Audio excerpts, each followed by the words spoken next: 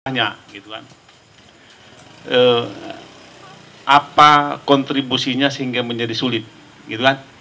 Nanti kita lihat lagi dari masyarakatnya, apa kontribusi masyarakat sehingga menjadi sulit. Kalau saya melihat dua-duanya ada faktornya, ya kan? Tidak hanya dari pemerintah gitu. Dari pemerintah ya sudahlah, sudah kita sejak dari dulu memang birokrasi kita apa ya, ya kalau survei ombudsman penyelenggaraan pelayanan publik di Sumut itu belum baik gitu kan. Kalau kami berdasarkan dilihat dari survei itu, misalnya ya, meskipun dilihat dari kalau memotret penyelenggaraan pelayanan publik di sebuah daerah itu dilihat dari layanan publik di OPD-OPD-nya gitu. Salah satu di antaranya misalnya di Sukcapil gitu ya. Ya, tentu dasarnya apa? Variabelnya apa? Pemenuhan standar pelayanan publik. Ada standar. Jadi dalam menyelenggarakan pelayanan publik itu ada standar layanannya gitu kan. Jadi tidak boleh memberikan layanan itu asal-asal. Tapi ada aturan mainnya, pasal 21 Undang-Undang 25 tahun 9 tentang pelayanan publik. Jadi dalam setiap menyelenggarakan pelayanan publik ada aturan mainnya, ada standar yang harus dilakukan. Siapa yang buat standar? Ya instansinya gitu. Bagaimana melayani masyarakat dengan memberikan layanan ke masyarakat, aturannya apa? Ya itu harus jelas. Nah, dasar itulah, berdasarkan itu dengan variabel-variabel itu Ombudsman melakukan survei itu Sumut Utara itu masih belum baik. Baru ya dari 34 pemerintah daerah di Sumut termasuk Pemprov ya. Itu baru 20 sekian persen itu yang baik, yang artinya yang sudah memenuhi kewajibannya menyusun, menetapkan dan mempublikasi standar layanan publik gitu ya. Nah, kalau itu kita lihat sebetulnya ya memang belum baik penyelenggaraan pelayanan publik di Sumut. Nah, kalau kita perkecil lagi bagaimana di Dukcapil? Sebetulnya di Dukcapil itu dari standar pelayanan publik secara umum ini ya, jadi itu sudah baik itu. Pemenuhan standar pelayanan publik. Jadi ini bukan ombudsman, bukan mengarang-arang ya. Jadi bisa dilihat dari beberapa daerah itu. Jadi dalam standar pelayanan publik pasal 21 Undang-Undang 25 tahun 9 bahwa setiap penyelenggara pelayanan publik wajib menyusun, menetapkan dan mempublikasi standar layanan publik. Apa itu variabel standar pelayanan publik? Mulai dari dasar hukum layanan, kemudian jenis-jenis layanannya harus terlihat, dasar hukum layanan harus terlihat, kemudian syarat-syarat layanannya itu harus terlihat, kemudian juga standar biayanya harus terlihat, standar waktunya harus jelas, alur layanannya harus, itu standar pelayanan publik macam-macam, dan ada ruang tunggu, ada toilet, ada loket dan sebagainya. Itu kalau dilihat dari beberapa di Sukcapil di Sumut, itu mereka sudah memenuhi itu. Persoalannya tataran aplikatif yang menjadi persoalan. Kadang-kadang wartawan nanya, kok abang kasih zona hijau itu? Oh baik, iya, karena mereka sudah, karena kewajiban mereka sudah mereka lakukan di tahap pertama, memenuhi kewajibannya sesuai dengan Undang-Undang 25. Mereka sudah menyusun, menetapkan dan mempublikasi standar layanan publik. Lalu wartawan nanya, kok dibuat itu zona hijau? Baik, ya karena memang mereka sudah memenuhi itu. Persoalannya kadang-kadang enggak linear antara pemampangan atributisasi dengan pelaksanaan layanan. Ya paham ya? Jadi itu dia. Jadi tapi itu kewajiban mereka. Kalau mereka tidak menyusun standar pelayanan publik, itu mereka justru makin parah. Ya bagaimana dia memperbaiki layanan kalau itu saja dia nggak punya. Jadi dia harus punya standar layanan. Tapi data aplikatif dia mungkin jadi persoalan, dia belum melakukan. Contoh, kalau dibuatnya di situ mengurus KTP gratis, ya harus gratis. Persoalannya kan selama ini ada yang minta, ada yang uang, ada pungli, gitu kan. Kalau dibuatnya situ ngurus KTP sebulan, harus sebulan. Jangan 2 bulan, 3 bulan, apalagi setahun dan berulang tahun, ya kan?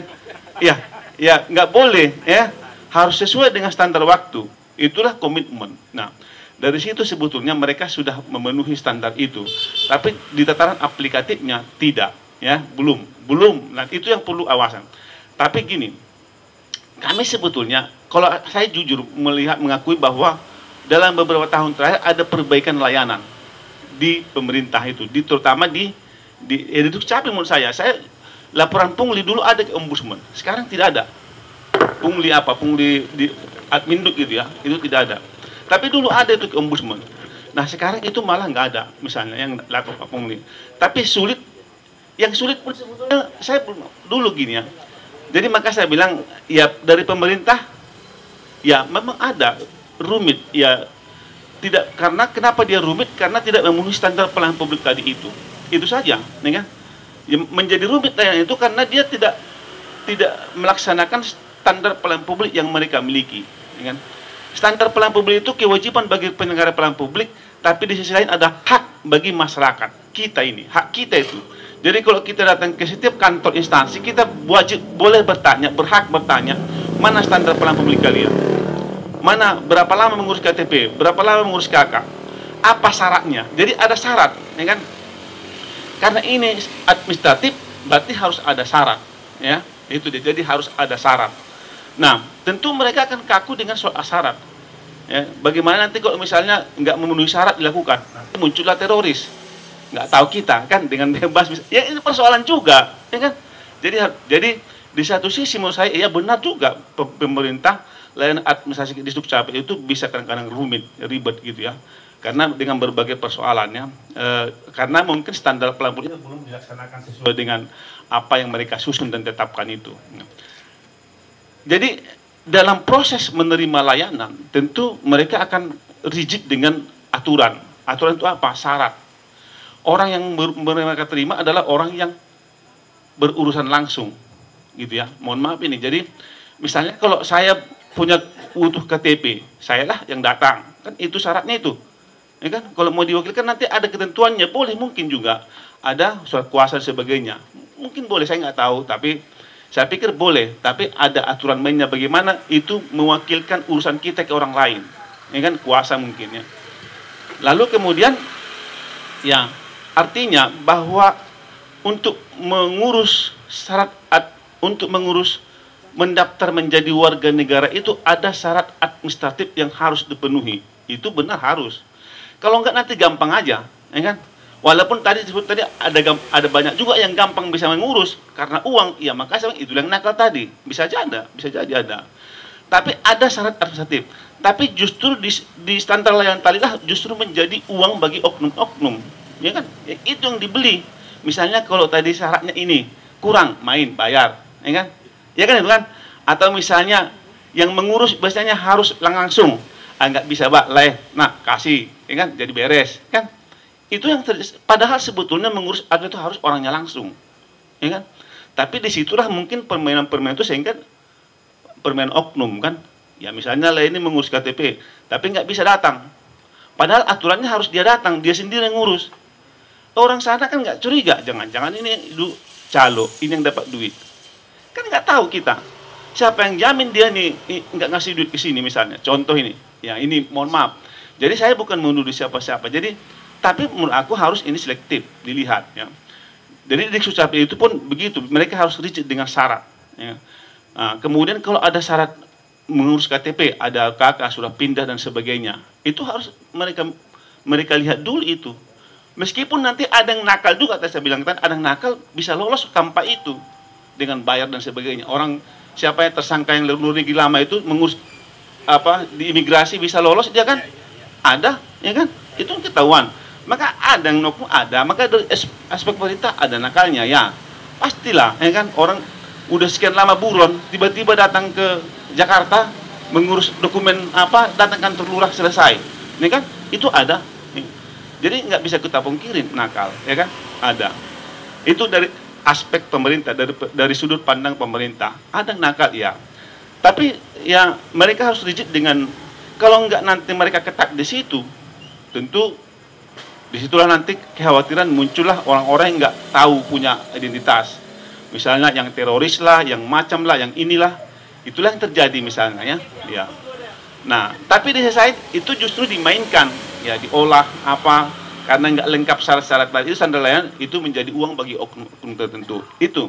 Jadi standar pelayanan publik itu justru menjadi peluang bagi oknum-oknum untuk mendapatkan uang sampingan gitu ya. Begitu. Nah, dari masyarakat, nah ini tadi kan kita lihat dari pemerintah, dari masyarakat, ya kenapa nggak mau mengurus sendiri? Satu, kenapa nggak memenuhi syarat yang ditentukan?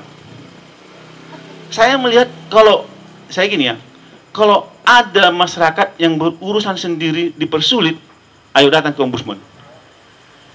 Nah, datang ke ombudsman.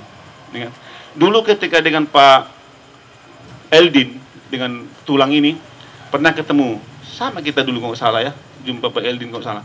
Saya bilang gini, karena saya mendapat masukan dari tulang ubah, menyebut bahwa banyak masyarakat miskin tidak punya akses untuk mendapatkan administrasi kependudukan. Kenapa? Rupanya persoalannya kadang-kadang mereka sudah lama tinggal di sini, ya, udah lahir di sini. Tapi historis apa mereka kan syaratnya itu kan mereka harus punya surat pindah, surat apa itu syarat. Itu yang nggak bisa mereka penuhi, ya kan? Maka dulu katanya tulang ubah ini ada yang sudah puluhan tahun tinggal di sini, sudah pernah pinak, tapi nggak bisa dapat. Kenapa? Karena nggak bisa menunjukkan dari awal. Kalau saya dulu usulnya, ya, itu diputihkan semua prosesnya. Tapi bagi Kepling kan kenal itu warganya. Ini Kepling misalnya, saya Kepling, saya udah tahu lah warga saya sini, ya kan? Siapa yang lama nggak punya identitas ya itu. Saya bilang, maka dulu saya minta sama Tulang sebetulnya ini, oh Tulang, coba punya data nggak, data orang miskin seperti itu, yang sudah lama tinggal, sudah apa di lingkungan mana, di lurah mana, supaya saya coba konsultasi ke Pak Eldin. Dulu pernah saya sampaikan, tapi nggak dapat datanya, ya kan? Jadi ala dulu itu mungkin saya punya kerjaan baru untuk menyampaikan kepada Pak Eldin ini, coba di lurah ini, Keplingnya nggak mau ngurusnya, padahal udah puluhan tahun sih, mungkin bisa kita lakukan dulu kan? Ya, tapi beliau itu sudah masuk apa kan, sekolah, ya kan? Ya artinya bahwa memang ada syarat administratif yang harus dipenuhi oleh seorang pemohon ketika mengurus hak administratif. Ketika itu dipenuhi, seharusnya nggak boleh. Ada yang bisa, ada, itulah yang main. Makanya ada oknum tadi dari pemerintah. Tapi dari masyarakat juga nggak mau memenuhi itu. Kenapa? Mungkin dia nggak bisa lagi pulang kampung, yang sudah puluhan tahun meninggal itu kan, meninggalkan kampung dan sebagainya, gitu kan. Jadi maka saya bilang, ketika ada warga yang sudah memenuhi syarat administratif secara formil untuk mendapatkan